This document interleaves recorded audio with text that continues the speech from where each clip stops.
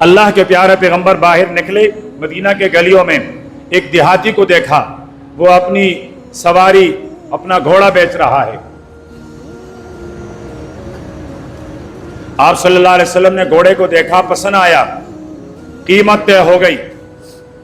فرمایا انتظار کریں، میں اس کی قیمت لے کر آتا ہوں۔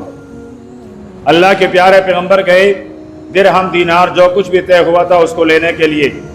اتنے میں کچھ لوگ آئے، انہوں نے دیکھا گھوڑے میں بہت صفات ہیں، بہت اچھا گھوڑا ہے۔ انہوں نے کہا جی گھوڑا بیچتے ہو؟ انہوں نے کہا بیچ دیا۔ کتنے میں بیچا ہے؟ اتنے میں بیچا ہے۔ انہوں نے کہا ہم اس سے زیادہ دیں گے، ہماری اوپر بیچو۔ اس دیہاتی کو، اعرابی کو طمع، لالچ اس نے بہکایا۔ اس نے کہا چلو ٹھیک ہے تم دے دو، یہاں بات طے ہو رہی ہیں۔ اتنے میں اللہ کے پیارے پیغمبر تشریف لائیں، یہ لے لو اپنی قیمت اور یہ گھوڑا میرے حوالے کر دے۔ اس نے کہا کون سا گھوڑا آپ کے حوالے کریں، کون سی قیمت لے لے؟ اللہ کے پیارے پیغمبر نے ارشاد فرمایا ابھی جو سودا طے ہوا ہے۔ عربی نے کہا کب طے ہوا ہے؟ کب؟ مجھے تو پتہ ہی نہیں آپ کون ہیں، میں نے تو آپ کو دیکھا بھی نہیں ہے، مجھ سے گھوڑے کا سودا نہیں ہوا۔ اس نے کہا نہیں، سودا تو ان سے چل رہا ہے۔ اللہ کے پیارے پیغمبر نے ارشاد فرمایا یہ گھوڑا میں نے خرید لیا ہے، باؤتاؤ ہو گیا ہے، میں اس کی قیمت لانے کے لیے گھر تشریف لے گیا تھا۔ جو لوگ تھے انہوں نے کہا جی آپ کے پاس کوئی گواہ ہے؟ اللہ کے پیارے پیغمبر نے ارشاد فرمایا اس وقت ایک اعرابی تھا، ایک محمد رسول اللہ تھا، ایک اس کو بیچنے والا اللہ تھا، تیسرا تو کوئی بھی نہیں تھا۔ یہ باتیں ہو رہی ہیں، اتنے میں ایک نوجوان نے ہاتھ کھڑا کر کے فرمایا میں گواہی دیتا ہوں، میں گواہی دیتا ہوں کہ یہ گھوڑا انہوں نے خریدا ہے، اس اعرابی نے یہ گھوڑا بیچا ہے۔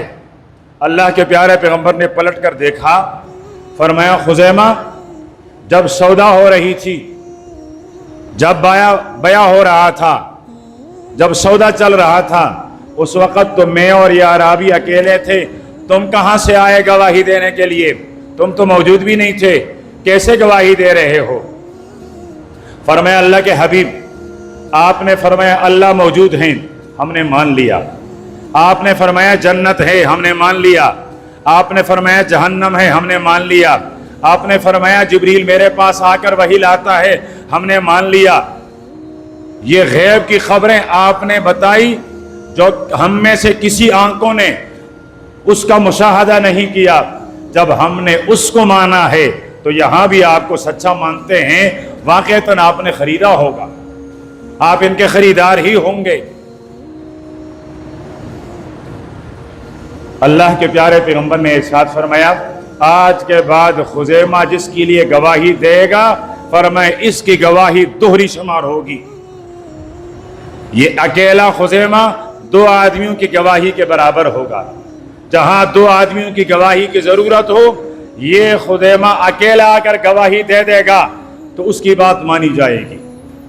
اور پھر ضرورت پڑی حضرت خزیمہ کی گواہی کی، حضرت ابو بکر رضی اللہ تعالیٰ عنہ کے دور میں قرآن پاک جمع کیا جانے لگا۔